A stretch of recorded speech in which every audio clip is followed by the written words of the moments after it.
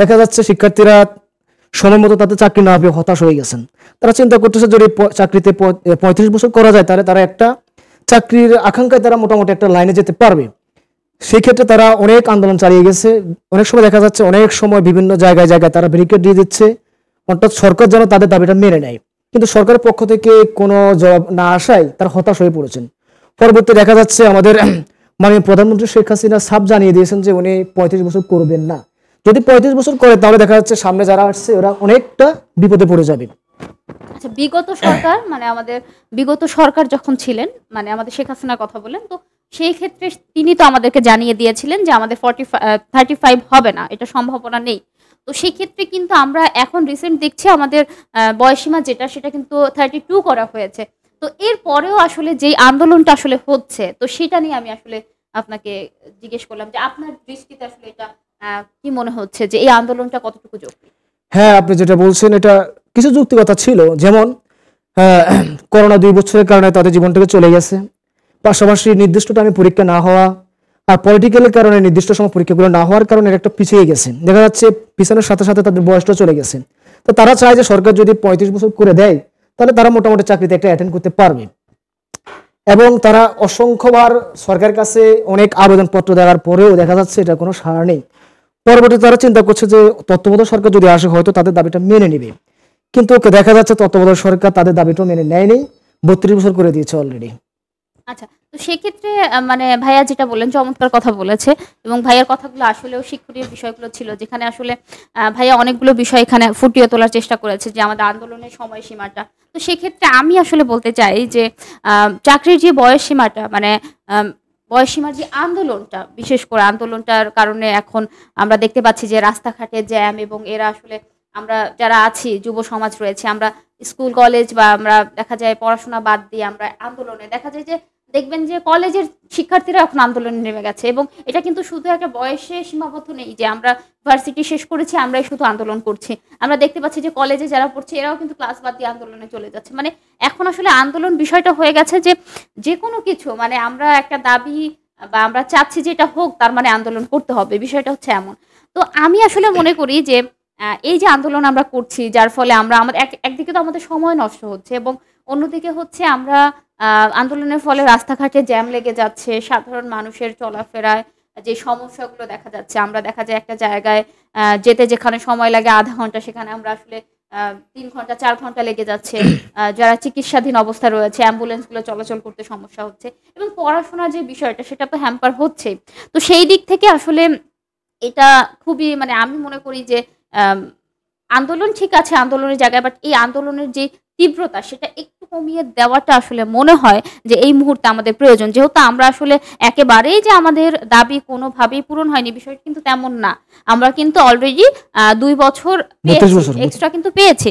তো সেক্ষেত্রে আসলে ভাইয়া আপনার কি মনে হয় যে এই যে 32-এর পরেও মানে আমাদের যে বয়সীমা যেটা বাড়িয়ে দিয়েছে যে যদি 35 করা হয় সেক্ষেত্রে কিন্তু আমাদের রিটায়ার্ডের বয়সটাও কিন্তু বেড়ে যাবে, তো সেই ক্ষেত্রে আসলে আমাদের দেশের সেই পরিস্থিতিটা কি হতে পারে?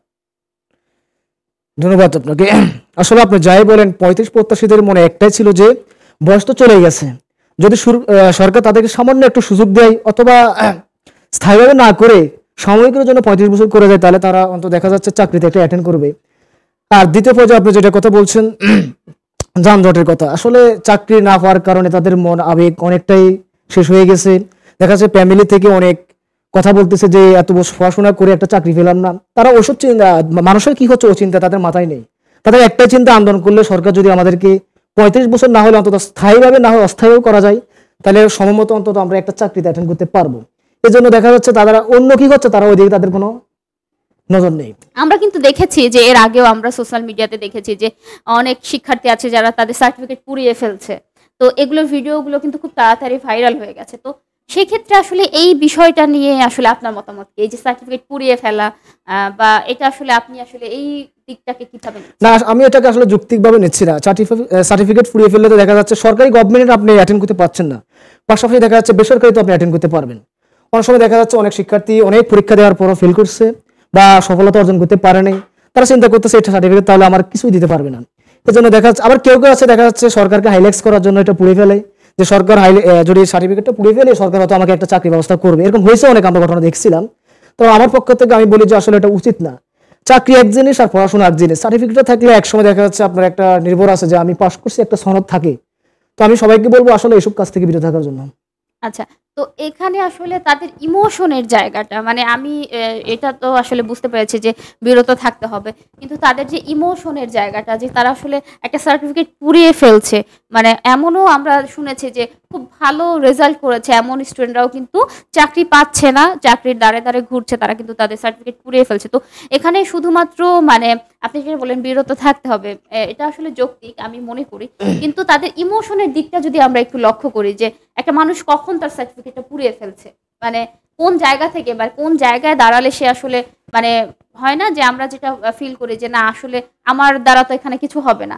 একটা ছেলে যখন, একটা মেয়ে যখন মানে এত কষ্ট করে এত পরিশ্রম করে পড়াশোনা করছে, এবং আমাদের দেশে যেটা হয় সামাজিক লজ্জা যেটা হচ্ছিল যে মানে এই বিগত দিনগুলোতে যেটা হয়েছে যে আপনার ঘুষের ফলে চাকরি পাওয়া বা প্রশ্ন ফাঁসের যে ব্যাপারটা, তো সেক্ষেত্রে কিন্তু আমরা দেখেছি যে অনেকেই আছে যারা কিছু ঘুষ দিয়ে বা যাদের টাকা আছে তারা কিন্তু চাকরি পেয়ে যাচ্ছে, বা প্রশ্ন ফাঁসের মাধ্যমে তারা কিন্তু চাকরি পেয়ে যাচ্ছে, কিন্তু আমার বা আপনার যোগ্যতা থাকা সত্ত্বেও কিন্তু আমরা চাকরিটা পাচ্ছি না। তো সেই জায়গা থেকে যদি আমরা আসলে মানে কেউ যদি এটা করে থাকে যে আমি আসলে আমার যোগ্যতা থাকার পরেও পাচ্ছি না, বা আপনি যেটা বললেন একটু আগে যে করোনার যে সময়টা ছিল, করোনার সময় আমাদের বিশাল একটা গ্যাপ চলে গেছে পলিটিক্যালের কারণে হয়। হ্যাঁ, তো সবকিছু মিলিয়ে আসলে ইমোশনের জায়গাটা থেকে যারা সার্টিফিকেটটা পুড়িয়েছে সেটা অবশ্যই তাদের ইমোশনকে আসলে ইমোশনের জায়গা থেকে কিছু বলা যায় না, কিন্তু ইমোশনের জায়গাটাকে আমি সম্মান করি, কিন্তু বলবো যে এইসব কাজ থেকে আসলে আমাদের বিরত থাকতে হবে, এবং আমাদের আসলে এমন কাজগুলো করতে হবে যেন এই যে ঘুষের ব্যাপারটা এবং প্রশ্ন ফাঁসের ব্যাপারটা, এই জিনিসগুলো থেকে কিভাবে বেরিয়ে আসা যায়, এবং আমরা আসলে যোগ্যতা সম্পূর্ণ দক্ষ এমপ্লয়ি আমরা কিভাবে একটা প্রতিষ্ঠানে নিয়োগ দিতে পারি, আমাদের আসলে লক্ষ্যটা সেটাই থাকা প্রয়োজন। কারণ দেখবেন ভাইয়া, আপনি আপনার প্রতিষ্ঠানে যখন আপনি ঘুষের বিনিময়ে বা আপনি যখন প্রশ্ন ফাঁসের মাধ্যমে একজন লোককে আপনি নিয়োগ দিচ্ছেন, তখন কিন্তু সেই মানুষটা কখনোই আপনার প্রতিষ্ঠানের জন্য সাফল্য বয়ে আনতে পারবে না, কারণ সে আসলে সেই বিষয়ে হয়তো মানে দক্ষ না। আপনি যেটা কথা বলছেন ঘুষের, এটা বাস্তব প্রমাণ। আমি নিজে ছিলাম, আমি পরীক্ষা দিচ্ছিলাম, আমার সামনের টেবিলে 5 জন আসে নাই। আচ্ছা আচ্ছা, 5 জন আসে, রেজাল্ট দিয়ে দেখি ওদের নাম্বারটা এসেছে, আমার নাম্বারটা আসে নাই। ও মাই গড, তাহলে এখানে কতটা দুর্নীতি ছিল খেয়াল করছেন? বুঝতে পেরেছি। এই জন্য ওরা চিন্তা করছে যে আসলে এত কষ্ট করে পড়াশোনা পরিশ্রম করার পরেও আমাদের রেজাল্টটা আসতেছে না, দুর্নীতির কারণে বা স্বজনপ্রীতির কারণে তাদের চাকরিটা হচ্ছে না। এই কারণে তারা চিন্তা করতেছে সার্টিফিকেট থাকি আমরা মরার মতোই ছিলাম, তবে এটা থেকে লাভ কি, সবার সামনে পুড়িয়ে ফেলে। তবে আমি মনে করি এটা উচিত না, কারণ এটার কারণে দেখা যাচ্ছে সামনে যারা নতুন আসতেছে এরা একটা হতাশ হয়ে যাবে। তো আমি মনে করি হতাশার কিছু নাই, চাকরি না পেলে ব্যবসা করে বাণিজ্য করেন। তো সত্য হলো সার্টিফিকেট একটা মূল্যবান জিনিস, অনেক কষ্ট বিনিময়ে আমরা এটা অর্জন করেছিলাম। তো সবার উচিত এসব কাজ থেকে বিরত থাকার, এবং যদি চাকরি না পায় নিজে উদ্যোক্তা হওয়ার পরিকল্পনা করতে হবে। ধন্যবাদ ভাইয়া, আসলে চমৎকার কথা বলছে, মানে এত সুন্দর সুন্দর ভাবে বলছে, আমি নিজে মুগ্ধ হয়ে যাচ্ছি, এমন ইনফরমেশন গুলো দিচ্ছে। তো সেক্ষেত্রে দর্শকদেরকে বলতে চাই যে আমাদের যেই আমরা যে বিষয়টি নিয়ে আজকে আলোচনা করছি যে চাকরির বয়স 35 করা হোক, এই বিষয়টা আসলে কতটুকু যুক্তিযুক্ত। আসলে আমরা সবাই ভালোটাই চাই, তো আমরা কিন্তু মুদ্রার এই পিঠ থেকে ওই পিঠ কখনোই দেখি না, যে আসলে এই পিঠ মানে আমরা মনে হয় যে এই পারের মানুষ মনে করে যে ওই পারের মানুষ খুব বেশি সুখে আছে, বিষয়টা কিন্তু এইরকম। তো আমরা যদি একটু খেয়াল করি যে এখানে যদি আমরা চাকরির বয়সটা 35 করে দেই, সেক্ষেত্রে কিন্তু আমাদের ওখানে রিটায়ারমেন্টের বয়সটা বেড়ে যাচ্ছে। তো সেক্ষেত্রে কিন্তু আমরা একদিকে যেমন বেকার সমস্যা কমাতে চাচ্ছি, সেই দিকটা যদি লক্ষ্য করি, আমরা দেখবেন যে আমাদের যুব সমাজ যারা আছে তারাও কিন্তু চাকরিটা পাবে না, বা আপনি আমার চাকরি হলো বা আমাদের 35 ঠিক আছে চাকরি হলো, তো যারা ইয়াং জেনারেশন আসতেছে তাদের তো এখানে চাকরির সম্ভাবনাটা তখন কমে যাবে, তখন কিন্তু সেক্ষেত্রে তারা আবার হচ্ছে কি একটা বেকারত্বের শিকার হবে। তো আমরা কিন্তু একদিকে যেমনটা আসলে বেকারত্ব দূর করতে চাচ্ছি, আমরা কিন্তু আর একদিকে হচ্ছে বেকারত্বের হার বাড়ানোর রাস্তা তৈরি করছি, আমি মনে করি। এটা আপনি আসলে কি মনে করেন? আপনাকে সর্বপ্রথমে বলছি, যত এক্সাম্পল দেন নিজের বেলা আসলে হয় না। ওরা চাচ্ছে যে যত কিছুর বিনিময় হোক আমাদেরকে 35 করা লাগবেই, অন্তত একটা চাকরি হলে পিতা মাতার মুখে হাসি ফুটাতে পারবো। অনেক সময় দেখা যাচ্ছে চাকরি না হওয়ার কারণে গ্রাম অঞ্চল বা যে কোনো জায়গায় গেলে একটা হেনস্থার শিকার হয়। তারা বলে যে আপনি পড়াশোনা করে কি করছেন এত বছর। উদাহরণ আমিও মাঝে মাঝে গ্রাম অঞ্চলে গেলে যে এত বড় বিশ্ববিদ্যালয়তে পড়াশোনা করছেন, চাকরিটা কোথায় আপনার? তো ওরা চিন্তা করতেছে যে এটার থেকে বাঁচার জন্য অন্তত যে কোনো একটা চাকরি তো দরকার, যে নিম্ন চাকরি হোক আর উচ্চ লেভেলে হোক, তাই চাকরি দরকার। এই চাকরি দরকারের কারণে এরা বলতেছে যে জাস্ট যাই হোক যেভাবে হোক সরকার যদি এদিকে একটু লক্ষ্য রাখে, একটা চাকরি ব্যবস্থা করে দেয় অথবা অস্থায়ীভাবে 35 করে দেয়, তাহলে তাদের জীবনগুলো আর একটু উজ্জ্বল হবে, আর সুন্দর হবে। বুঝতে পেরেছি। অস্থায়ীভাবে যে কথাটা বললেন সেটা আসলে খুবই যুক্তিযুক্ত আমিও মনে করি। কারণ আপনি যেটা বললেন যে একটা গ্যাপ এবং যে বিষয়টা আর কি, তো সেক্ষেত্রে আরেকটু যদি আপনাকে বলতে চাই, যেটা হচ্ছে যে লবিং এর বিষয়টা, মানে দেখা যায় যে আমরা সরকারি চাকরি হোক বা যে কোনো চাকরির ক্ষেত্রে লবিং বা হচ্ছে আপনার রেফারেন্সের যে বিষয়টা, সেটা কিন্তু অনেক বড় ভূমিকা রাখে। তো দেখা যায় যে আমার আপনার রেফারেন্স আছে বা যার রেফারেন্স আছে সে কিন্তু খুব ইজিলি চাকরিটা পেয়ে যাচ্ছে, এবং আমাদের যাদের রেফারেন্স নেই আমাদের কিন্তু চাকরিটা বা ওই ধাপ পর্যন্ত যেতেও কিন্তু খুব কষ্ট হয়ে যাচ্ছে। তো সেক্ষেত্রে আসলে যারা এই রেফারেন্সগুলো দিয়ে থাকে বা প্রতিষ্ঠানগুলো বা কোম্পানিগুলো যারা রয়েছে, তো তাদের উদ্দেশ্যে আসলে মানে কি বলা যায়? জি, আমি মনে করি আসলে এরকম একটা কাজ থেকে সবাইকে বেরিয়ে আসতে হবে, কেননা মেধাকে মূল্যায়ন করতে হবে। দেখা যাচ্ছে আপনি অনেক সময় দেখা যাচ্ছে না বিভিন্ন মন্ত্রণালয়ে ঠিক মতো কাজ হচ্ছে না, কারণ একটা মেধাবী ছাত্রকে ওখানে প্রয়োগ করা হচ্ছে না। দেখা যাচ্ছে সে 8ম শ্রেণীতে পাশ করছে অথবা পড়াশোনা করেই নেই। দেখা যাচ্ছে গ্রাম অঞ্চলে একটা স্কুল থেকে সার্টিফিকেট নিয়ে আসে 500 টাকা দিয়ে, আনি সে উপস্থাপন করছে যে দেখেন আমি তো 8ম শ্রেণীতে পাশ করছিলাম। আর একটা মানুষ দেখা যাচ্ছে সে অনার্স মাস্টার শেষ করলো, অথবা দেখা যাচ্ছে সে জায়গায় পৌঁছতেই পারেনি একমাত্র স্বজন প্রীতির কারণে। দেখা যাচ্ছে সে ওর জায়গায় ওই কাজ করতেছে। এই কাজ করার কারণে দেখা যাচ্ছে অনেক সময় বিভিন্ন মন্ত্রণালয়ে সঠিক কাজ হচ্ছে না, দুর্নীতিগ্রস্ত হচ্ছে। আবার একসময় দেখা যাচ্ছে ওই ব্যক্তি আবার দুর্নীতির মধ্যে জড়িত হচ্ছে। কেন? সেখানে আসতে তার অনেক টাকা খরচ হয়েছে, সেই টাকাটা কিভাবে উঠাবে সে চিন্তা করে সে আবার দুর্নীতির দিকে অগ্রসর হচ্ছে। এসব সব মিলে দেখা যাচ্ছে আমাদের দেশের উন্নয়নগুলো অগ্রসর হচ্ছে না এবং উন্নয়নে বাধাগ্রস্ত হচ্ছে। ভাইয়া আসলে চমৎকারভাবে প্রতিটা বিষয় আলোচনা করছে। আমি আসলে কি বলবো, মানে আমরা আসলে চেষ্টা করেছি দর্শকদেরকে আমাদের যেই সমসাময়িক যেই ঘটনাগুলো সেগুলো কিন্তু ক্লিয়ার করা বা পরিষ্কার করে একটু উপস্থাপন করার। আমরা এখানে আসলে কাউকে কিছু শেখাতে আসিনি, কিছু মানে আমরা আসলে হতে পারে যে তাদের আমাদের মনোভাব ভুল হতে পারে, ঠিক হতে পারে।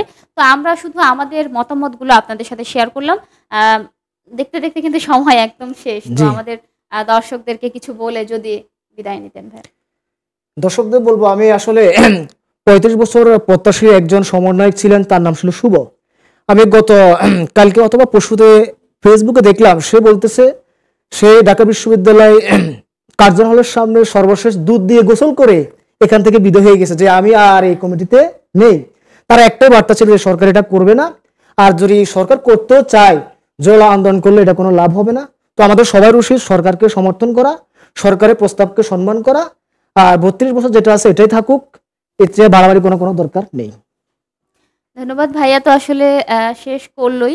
তো দর্শক আমিও আসলে বিদায় নিতে চাই, কারণ যেহেতু আমাদের একদমই সময় শেষ দিকে আমরা চলে এসেছি।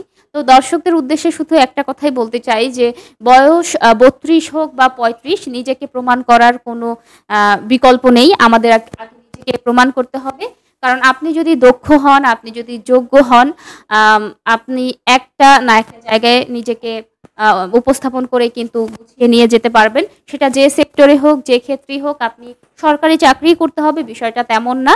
আপনি যদি দক্ষ হন, আপনি যদি যোগ্য হন, আপনি যেখানে যাবেন সেখানেই, মানে আমাদের আসলে ইয়েতে একটা কথা বলে যে যদি চারা ভালো হয় তুমি যেখানেই দাও না কেন সেই চারা ভালো ফসল আমাদেরকে দিবে।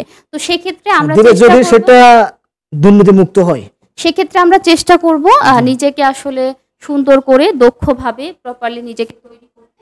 তো দর্শক এটা বলেই আসলে আপনাদেরকে শেষ করতে চাই, দুর্নীতি যতই হোক নিজেকে আসলে তৈরি করতে হবে, এটার কোনো বিকল্প নেই। আমরা নিজেকে নিয়ে ভাবি এবং সবসময় ভালো থাকি, অন্যকে ভালো রাখি।